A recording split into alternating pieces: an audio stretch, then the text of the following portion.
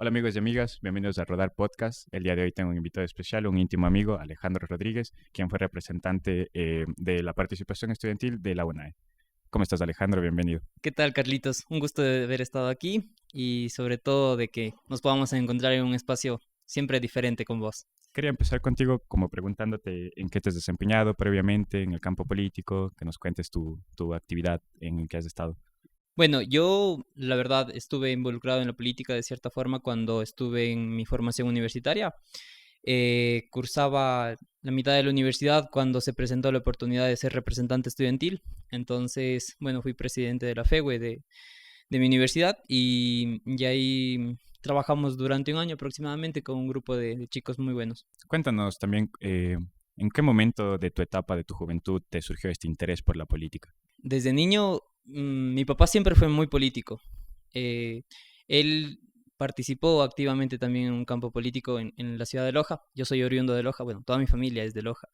Entonces, en algún punto llegó a ser el consejero y desde niño siempre me inculcaba y me enseñaba como que toda acción es política, ¿sabes? Este discurso de que debemos de hacer el bien, de que debemos ser correctos, éticos, morales también. Y de cierta forma eso implicó que vaya de a poco involucrándome tanto a nivel teórico y después un tanto a nivel práctico. Difieren mucho las dos, lógicamente, pero bueno, es como hay que ir agarrando experiencia para poder hacerlo. Dentro de esto también, ¿cuán importante crees que es el interés político que deberíamos tener como sociedad? Justamente estar dentro o fuera, pero interesarnos por la política. Como sociedad en general es muy, muy importante para mi parecer. O sea, sobre todo desde la educación, porque conocer la historia nos da una formación política, conocer los procesos que han surgido a través de los años y, por ejemplo, cuestiones como la independencia, las revoluciones o las revueltas, no solo estudiantiles, sino sociales que se dan dentro de los países, son importantes conocer. Pero si eso no se estudia o no se lo lleva como a una memoria histórica, es muy difícil que la gente se acuerde de las cosas. Y creo que pasa ahora comúnmente con eso, que la gente muy poco se acuerda y sobre todo que nuestros papás nos han metido en una burbuja. Entonces no sé si hay como un interés en la actualidad muy político de nuestra generación. Sí, a mí me pasa y yo considero que, o sea, como que la mayoría de gente que ahora tiene como interés político es porque quiere ser actor político. Entonces, como que muy poca gente como que se anima o tiene interés dentro de la política a no ser que vaya a estar dentro, ¿no? Entonces, como de espectadores, muy poca gente se limita a opinar o dejan a la discusión política como un tema de borrachos, como un tema de que ya, o un tema que te vas a poner a pelear directamente con el otro. Y cuando no debería ser así, ¿no? Cuando debería ser una conversación amplia, así como esta. Claro, o sea, para mí la opinión es muy importante, siempre el posicionamiento. Todos lo tenemos y conversarlo es importante, discutirlo. Lógicamente siempre va a haber como los puntos de choque o de oposición y lo importante es como saber argumentar cada posición, ¿no? Y abrirse al diálogo. Siempre digo que dentro de una conversación o de un debate es como muy importante dejar esa apertura de duda también o de poder ingresar a nuevos espacios en donde no nos conocemos, porque todos ignoramos algo y todos sabemos algo. Entonces, no podemos ir como diciendo que sabemos todo de política o todo de todo, cuando sí ignoramos ciertos espacios y ciertos contextos que nos dan nuestra situación de vivencia. O sea, el mismo hecho de que vivamos en Cuenca, el mismo hecho de que vivamos en Ecuador, ya significa un contexto específico y más aún si vivimos como con una familia, por ejemplo, de privilegio o de no privilegio. Y eso implica saber que hay ciertos espacios que no habitamos. Y en el reconocimiento de eso eh, podemos hacer política. Exacto. Es como, a mi parecer, es como intentar dar voz a esas personas que habitan esos espacios que nosotros no y que probablemente son minorías y que probablemente tienen determinadas características que los hacen minorías o que los hacen población de riesgo, es muy necesario como abrirles el espacio, el micrófono o la pantalla inclusive en los medios para que lo puedan desarrollar y para que puedan expresarse. Porque una persona de mucho dinero o alguien de clase media alta siempre va a tener la oportunidad de expresarse en donde sea, pero hay otras personas que no. Entonces, eso es como muy importante a través de las acciones políticas o de las acciones afirmativas. Incluso dentro de la formación, podrías decir como, porque a mí me pasa mucho, ¿no? Si es que te quieres interesar por la política, no hay como que un tutorial o un libro en el que puedas como que aprender, un manual ya, en donde adoptes ciertas posturas, porque para mí como que la formación política es muy ideológica, entonces como que tienes que, claro, nutrirte y experimentar y aprender de muchas ideologías como para saber discernir y encontrar tu posición, ¿no? Pero ¿alguna vez te has identificado con alguna ideología, con un movimiento, ya sea que aún no creas, pero alguna vez te ha pasado, ya sea un movimiento ecuatoriano o un movimiento político mundial? Sí, bueno, yo tengo una tendencia de izquierda, la verdad, en general, no solo a nivel de Ecuador. Siento que la representación como más fuerte, digamos, entre comillas, en los últimos años en Ecuador fue Correa, de la izquierda. En Latinoamérica pueden haber referentes como Evo Morales, como Lula da Silva, como Cristina de Kirchner. Eh, Tengo esa tendencia, más bien. Sin embargo, eh, aún siento que hay muchas cosas de discernir y de corregir, sobre todo en los movimientos. Y esto va desde lo que vos me has comentado antes, esto del querer figurar dentro de las universidades y fuera de las universidades, pasa un montón que la gente quiere figurar. Y a todos nos pasa de cierta forma. En algún punto hasta que no te chocas con ciertas realidades que tienes que llevar a cabo, que tienes que afrontar, te das cuenta que de cierta forma sí pasa, que es una figuración nada más, como un teatro, ¿me cachas? Porque al final también los griegos en algún punto en la actualidad lo llevaban a eso. O sea, el ser político implicaba que tú tengas un comportamiento Un muy personaje. político, muy ético, muy de lo que se llama la virtud, o de lo que ellos llamaban la virtud. Entonces, ya después empiezan nuevas cosas, ¿no? Como el ser, el compartir esferas públicas, esferas privadas, que ya viene como más adelante. Pero siempre la política fue de élite. A ver, no es que en la vieja Grecia todo el mundo accedía, no, jamás. Entonces, tú debías en tu esfera privada, que vendría siendo como en la familia, tener todas las condiciones y donde era una relación netamente vertical, en la que el hombre mandaba, hombre blanco, heterosexual, mandaba y, Que puede también seguir pasando, ¿no? Como creo que obvio, no ha dejado de pasar eso en todo caso. esa cuestión de la modernidad que aún no rompemos totalmente y que se intenta como en la actualidad. Pero pasa mucho que debías de tener ciertas condiciones para que puedas poder entrar al espacio de la polis. Y, y en ese espacio estaban solo los iguales, pero los iguales que no sufrían de hambre, los iguales que no eran Que no esclavos, eran minoría. que no eran minoría. Y pasa ahora actual, igual, de la misma forma.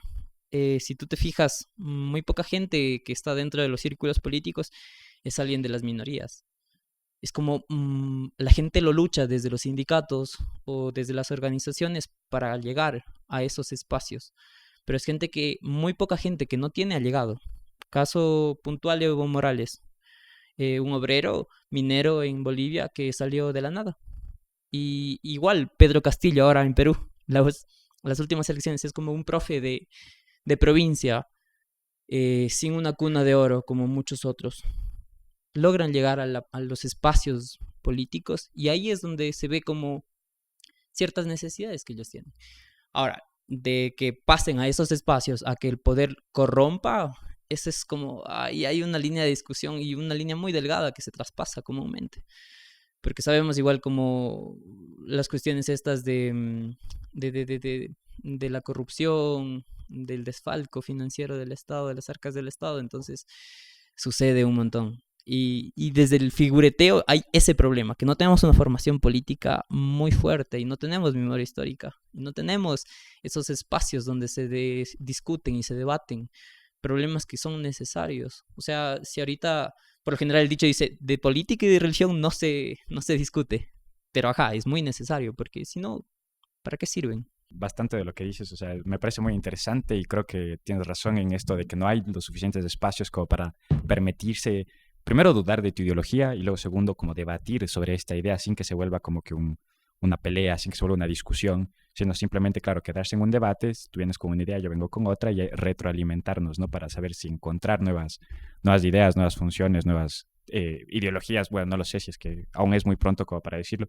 pero me parece interesante también que eh, creas que la política sea elitista y comparando como poniéndolo también desde la perspectiva del representante de izquierda, siendo Correa, eh, era una persona que estaba dentro de un seno de una familia Obvio, con privilegios y claro. estaba dentro de un movimiento izquierda, entonces también es como que, no por decirlo incongruente, ¿no? Porque al final tú decides en qué movimiento y de qué manera representas políticamente a la gente, pero analizando y poniendo también en comparativa a los anteriores presidentes y todo, luego el otro máximo de los exponentes que fue Jaime Roldós y que también estaba dentro de un seno de una familia De privilegio. de privilegio. Igual es importante como señalar que, por ejemplo, el hecho de que pertenezcas a una familia adinerada no te va a impedir. Hay gente muy buena, muy congruente, muy ética, muy moral dentro del seno de estas familias. O sea, no significa, lo que he dicho, no significa que la gente de dinero no puede participar o que un empresario no puede participar. Lo puede hacer, lógicamente. Pero eh, cuando lo hace, hay que tener muy en cuenta como los objetivos que tiene, los intereses que hay de todo, porque siempre se parte de intereses políticos, sociales, económicos, de justicia inclusive hoy en día, porque está atravesada la política por eso, por el dinero, por el poder, por la justicia, por, por todo, ¿me cachas? Por el género, por la inclusión, por la pobreza. Entonces, sí hay que tener como muy pendiente esa parte.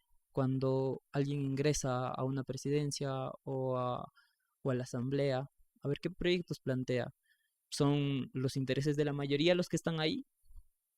¿Son los intereses de una minoría, pero de una minoría de dinero? ¿O una minoría que realmente lo necesita?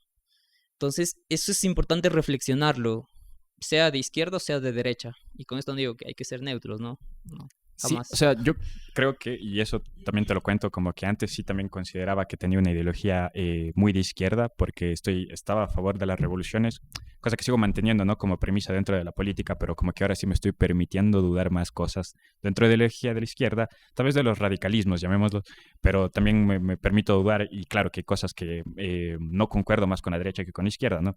Pero sí es como, me parece como interesante también saber que de la esfera, llamémoslo dentro de la esfera política, es como que tu familia, claro, es católica y tú eres ateo. Entonces es como que es una cosa que sí podrías como que romper el molde ya. Claro, Entonces por eso también considero que de alguna manera, si es que seguimos como debatiendo este tipo de ideas, podríamos encontrar una nueva tendencia, que es lo que me gustaría creer, que de alguna manera refleje, ¿no? Las mejores ideas de lado y lado, ¿no? Por eso es como que esta neutralidad no me opongo del todo, porque no lo hablo como una tibieza, ¿no? No lo hablo como una indecisión, sino más como una búsqueda de nuevos planteamientos políticos. sí, yo concuerdo con eso. O sea, Latinoamérica necesita desprenderse de ciertas cosas, como lo que tú dices de los radicalismos, tanto de izquierda como de derecha. Eh, Creo que en el sur buscamos esa tendencia súper contextualizada. Y por eso siempre, bueno, pongo el ejemplo de Bolivia. Bolivia es como muy del contexto.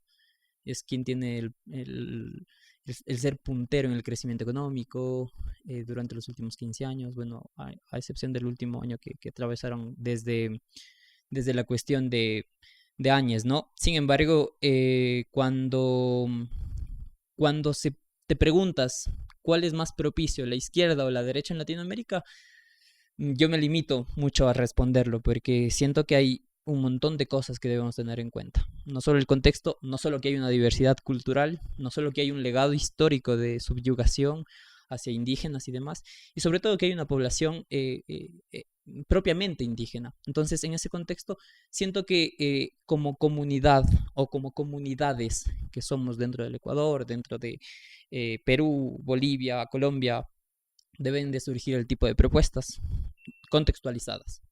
Y eso significa que debemos de ejecutar proyectos alternativos, contextualizados y específicos. Y hacer un andamiaje. Y estas políticas lógicamente van a tener una ideología, porque todos estamos atravesados por la ideología, somos entes atravesados por las ideologías, o sea, desde el discurso hasta los textos que producimos. O sea, cuando escribimos un texto, una opinión, una publicación en Facebook, somos víctimas de una ideología que no tenemos hasta inclusive a veces conciencia. Y eso sucede porque estamos condicionados al lugar, al lenguaje en donde estamos y que aprendimos y sentimos. Porque, ¿cachas? También nos da una forma de sentir el lenguaje. Porque hay palabras que tienen el ser y el estar, por ejemplo, es como, no es lo mismo estar enfermo que ser enfermo. Y eso, cuando tú lo ves en otros idiomas, por ejemplo, en el inglés, el to be es como una sola forma para estar y ser. Entonces, hay ciertas diferenciaciones en el lenguaje que nos permiten percibir ciertas cosas o ciertos estados de la materia que lo hacen igual en la política. Y eso es muy importante.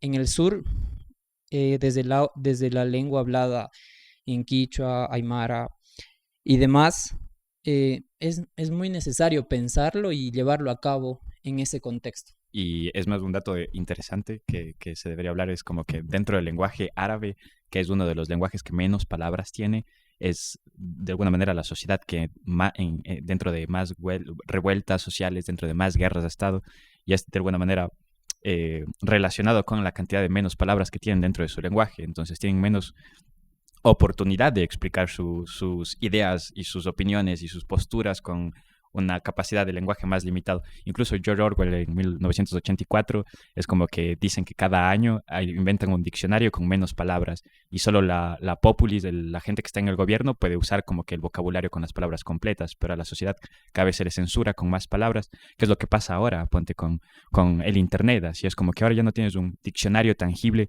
que te permita como que saber todas las posibilidades de palabras en las que yo puedo expresar mi idea, sino Google solo te permite averiguar lo que tú tienes la necesidad de saber, no te da toda la enciclopedia completa, ¿no?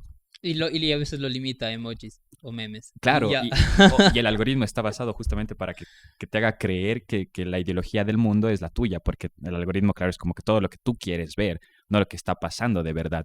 No es como Exacto. leer el Mercurio, bueno, o cualquier periódico, como que leer su editorial y enterarte de, aún así seas de esa ideología o no, enterarte como que de la ideología, primero, claro, del Mercurio, de los redactores, y luego también de la ideología que contrasta y que tal vez a veces sí retrata una realidad, pero que es otro punto de vista del tuyo. Vuelta acá es así como que si no me gusta la noticia, bueno, no la sigo y la sigo solo las tendencias que me gustan. Entonces, por Ajá. eso es como, bueno, esto ya se ha dicho y se sabe, ¿no? Que las redes sociales son la causante de la polarización política más grande de Y probablemente. el discurso político y el discurso religioso tienen esta tendencia de acapararlo todo, de creer que lo sabemos todo, ¿cachas?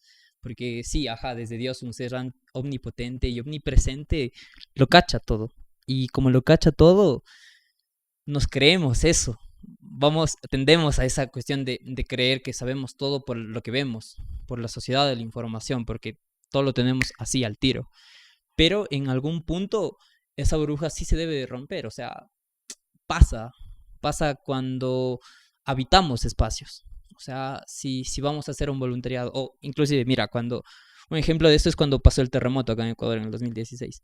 Y mucha gente se ofreció de voluntariado para ir a Manabí a recuperar cuerpos o también a quitar escombros. Y eso lo permitió como habitar otros espacios y ver que era muy diferente una realidad en el mismo Ecuador. Sí, es más, o sea, hay testimonios y posts de publicaciones en Facebook en donde se dice como que la gente se sentía tan útil, ya no tenía estas barreras, estos esquemas sociales, ya no tenías esta polarización, la gente se unió en una acción común que era justamente la supervivencia, hubo solidaridad, mucha gente como que se ayudó, no me importaba si eras blanco, negro, moreno, si eras de Manabí, si eras de otro lugar, si eras serrano, si eras guayaquileño, porque como que de alguna manera como que Hay también esas hay barreras. esas separaciones incluso dentro de nuestra propia ciudad, es como no solo como que vemos de fuera, ponte a los visitadores externos, a los venezolanos, a los colombianos, a toda la gente que no sea de nuestro propio país, sino dentro de nuestro propio país también hay cosas como que de discriminación, de supremacía, de creerte más, que no habían en el momento en el que pasó el terremoto. Y luego, claro, los testimonios que te digo es como cuando ya pasó esto y cuando la gente ya volvió a sus trabajos, era como, bueno, volví a mi cubículo, ya no me siento útil para la sociedad, me sentía que mi rol sí representaba un rol de verdad cuando estaba en ejecución, cuando estaba en ayuda de los demás, como que ahí terminaba de cerrar este engranaje de colaboración. Y eso es como que para mí lo que creo que no pasa normalmente en la política, a menos que pase una catástrofe o a menos que pase algo externo que te haga de verdad replantearte de nuevo cuán hermano es una persona que vive en mi propio país, en mi propio barrio, en mi propia casa. Incluso es como que a veces aquí, y a mí me pasa con la comparación también solo tan chiquita de costa a sierra, como que el serrano no sabe cómo se llama su vecino del piso de arriba, y es como muy social de alguna manera, pero también es como creo que eh, tal vez las redes, llamémoslo, tal vez la actualidad, la globalización, como que cada vez te hace que cierres tus puertas y que confíes menos en la gente. A concebir el espacio de la propiedad privada en ese plano en el que quieres tu espacio personal hipotético para ti solo. Tu casa, tu piso, tu cuarto, tu red, tu muro, pero a la final todos estamos atravesados por ciertas cosas. Y eso es como importante reconocerlo. Entonces es esa parte, inclusive, a ver, cuando son las campañas, ¿no? Hay gente que cree muchísimo en los proyectos políticos y hace campaña porque quiere, porque intenta aportar justamente a un proyecto político que piensa, cree o espera que tenga esa retribución, ¿no? Sin embargo, hay mucha gente que lo hace netamente por el interés. Y eso es como de ley, si acolo en un espacio político con las personas adecuadas en el momento adecuado, voy a ganarme un espacio también dentro del proyecto político. Y son los favores, o sea, los favores son eso, porque caso contrario, por ejemplo, no pasaría que entre personas de mucho poder se deben cosas y eso se paga con los intereses y no es como, no es mentira para nadie o no es una verdad a voces necesariamente, pero se sabe que es así, que siempre se garantiza ciertos intereses de ciertas personas, porque grupos monetarios patrocinan a los poderes políticos o a los grupos políticos. Y no es que lo hacen de gratis, ¿no? O sea, yo no te daría 15 millones de dólares así, por así. Por confiar en tu ideología. Ajá, Por más porque buena que sea, por es más como, buena que sea, claro, no lo voy a es hacer. una deuda. Ajá. Y me ha pasado, o sea, nunca he estado como que de frente siendo un actor político, siempre me he limitado como que a dar mi opinión, siempre he querido dar como que mi opinión sobre la política, pero de alguna manera relacionándolo la única vez que he estado dentro de un movimiento político fue en representación estudiantil de mi escuela y era chistoso como darse cuenta que la gente o mis amigos votaban justamente como tú dices, por favores. Era así como, bueno, si es que gana mi amigo, va a hacer algo más por mí que la persona que no conozco. Entonces, como desde una acción tan chiquita como desde un movimiento tan minúsculo como es tu escuela, como que ya no solo te va acostumbrando a que ese tipo de cosas pasen, porque de alguna manera ya lo naturalizas que tienes una deuda también como elector, como una persona elegida por tu representación. Entonces, bueno, volviendo al tema con el cual te presenté y eso, como ¿cuánto crees que representa el activismo estudiantil dentro de, mejor dicho, se debe a una ideología? ¿Tú crees que se debe desde las universidades, que es, bueno, la etapa en donde más cercana está ya a la política afuera, a la política exterior? ¿Se debe a ideologías? ¿Se debe a posturas? Ay, ahí es complicado topar ese tema y ese espacio, porque mucho se instrumentaliza a los actores políticos y a los movimientos estudiantiles. Los utilizan como parte de un engranaje. ¿Para qué? Para decir que tienen representación los estudiantes dentro de las aulas universitarias. Pero vos llegas al pragmatismo y dices, bueno, ajá, ¿qué tanto poder de acción tengo? De replantear cosas, de cuestionar cosas. Porque el sistema burocrático en el que se manejan todas las instituciones, inclusive la universitaria, es como te lo impide un montón. O sea, eres por ejemplo, es como tienes un movimiento estudiantil, ganas la representación estudiantil, deseas hacer un acto de cualquier índole, sea conmemorativo o lo que sea, y cuando lo quieres llevar a cabo, pues tienes que pedir permiso a la universidad. ¿Qué clase de contradicción es esa? Entonces, la universidad, si bien es cierto, sucede como una institución que se debe a sus estudiantes y que tiene actores como administrativos, personal de limpieza, guardias de seguridad, profes y los propios estudiantes mismos. Entonces, la academia sucede también por los estudiantes.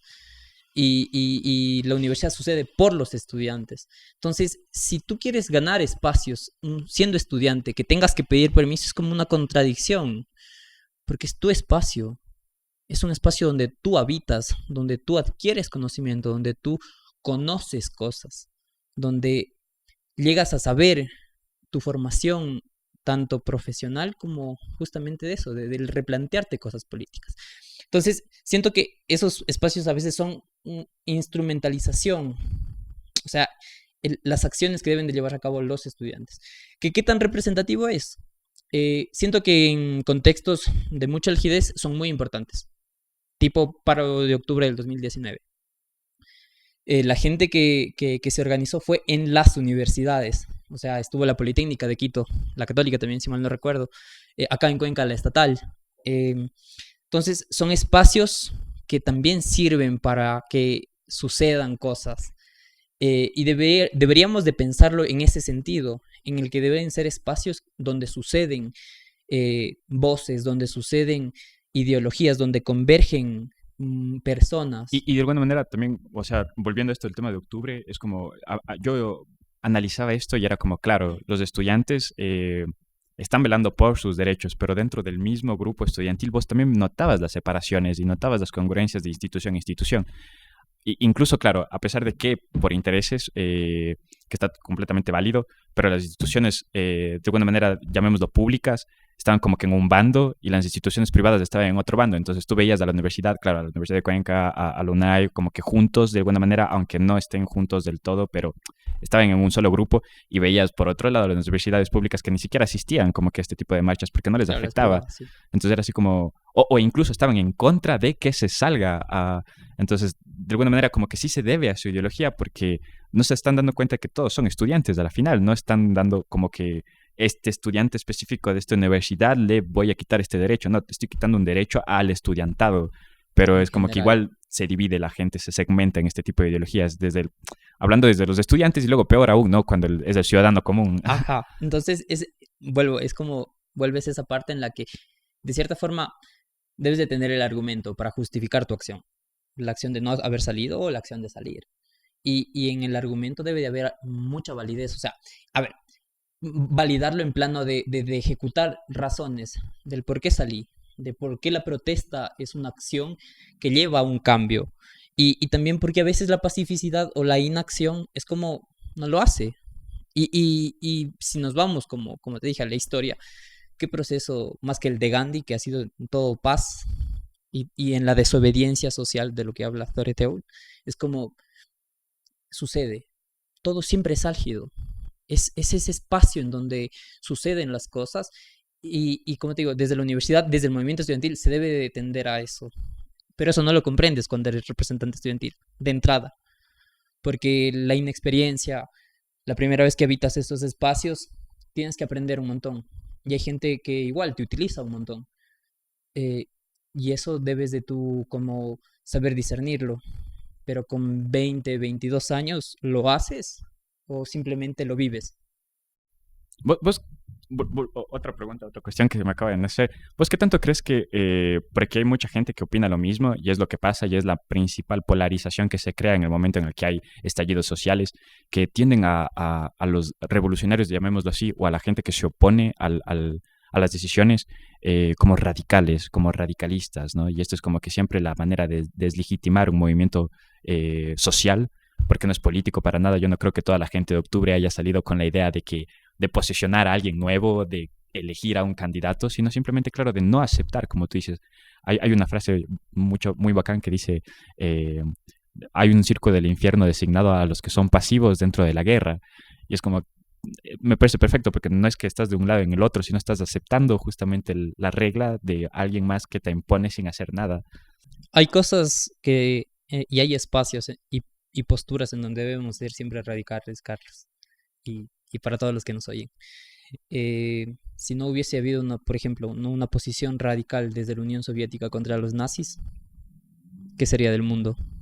Claro, si los negros no se hubieran levantado, también seguirían sin derechos. Si las Ajá. mujeres no pudieran votar aún. Yo estoy completamente de acuerdo en eso. Así es como Y ahí. eso es como la principal cuestión que tenemos que tener en cuenta cuando suceden este tipo de cosas.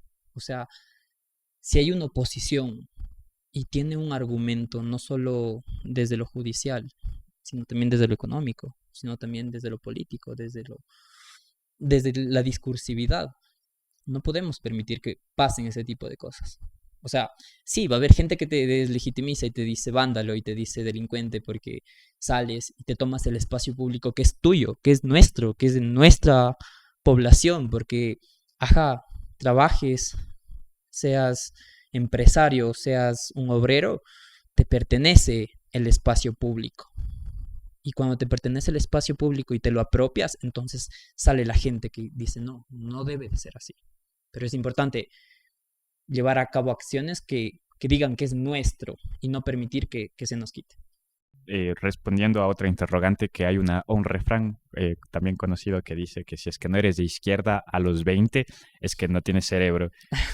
No, al revés. Si es que no eres de izquierda a los 20, no tienes corazón. Y si es que no eres de derecha a los 30, es que no tienes cerebro. Qué chistoso, ¿no? Es como, no sé quién la dijo, no creo que... Bueno, tal vez haya un poco de verdad en eso, porque de alguna manera sí creo que como que la gente agota sus ganas de luchar, su esperanza de cambio, y luego ya llegas a una determinada, no sé si edad o postura, llamémoslo económica, en la que también aceptas de alguna manera el privilegio que se te da, que te da la globalización, el capitalismo, llamémoslo el status quo. Entonces, por eso es como que cada vez reniegas de los cambios, pero de alguna manera por eso te invité, es porque sé que tienes este espíritu y esta llama del creer que aún se puede hacer un cambio desde adentro. Y de alguna manera, yo creo que estos dos roles son los más importantes dentro de la política, los actores políticos y la opinión política, que creo que es dos acciones legítimas, la cual ninguna debería estar por encima de la otra, en mi consideración. Claro que la opinión nunca va a ser como que el poder de tomar decisiones, pero también sí el poder de opinarlas, de criticarlas y de oponerse también. Claro, la comodidad nos friega a todos de cierta forma. Y lo que vos dices es muy cierto. Supongo que conforme pasan los años y se te acaban las ganas, también porque te vas decepcionando un poco más, pero también aparecen sorbos de esperanza. Y eso no hay que perderlo de vista. O sea, nunca hay que perder ese anhelo de vivir cosas mejores y de dejar cosas mejores a nuestras generaciones. O sea, nuestros papás ahorita probablemente piensen muchísimo y se sientan muy decepcionados de que hay un legado, por ejemplo, medioambiental muy heavy en nuestro medio. Y nuestro medio probablemente se sienta de la misma forma si es que no llevamos acciones conmemorativas y acciones efectivas para poder hacer las cosas bien. Y por eso es como, siempre es importante invitar a la gente que se forme, que estudie, que haga todo lo posible y hasta lo imposible para ganar una formación, no solo política, sino profesional. Y también de ganar los espacios en donde puedes llevar acciones que cambien el mundo, porque no cambia solamente con la opinión, sino en pequeñas cositas como respetar la fila cuando estás en algún lado, poner direccionales.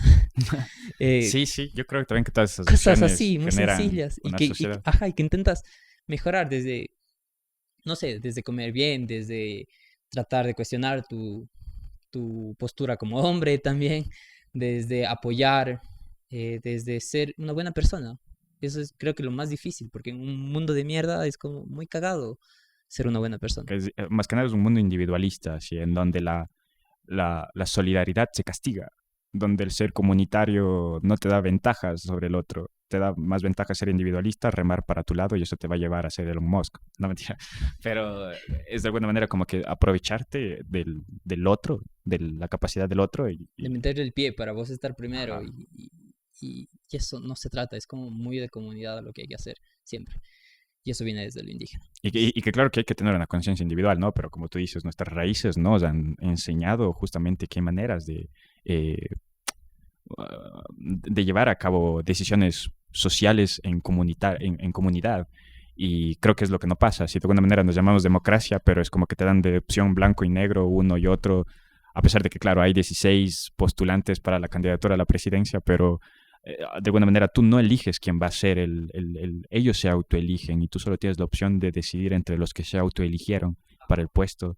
Entonces, también, bueno, la democracia nos podría llevar a otros temas A de un otro podcast debate, de entero otra más. hora. Pero sí, o sea, en todo caso, creo que es muy válido esto que dices y que la gente no pierda la esperanza de verdad de creer que sí se puede hacer un cambio, de creer que tal vez esta sociedad no es en la mejor que podamos vivir, porque claro, mucho del discurso del mantener el status quo es como comparamos de hace 20 años cómo vivíamos y no, sí vivimos mejor ahora.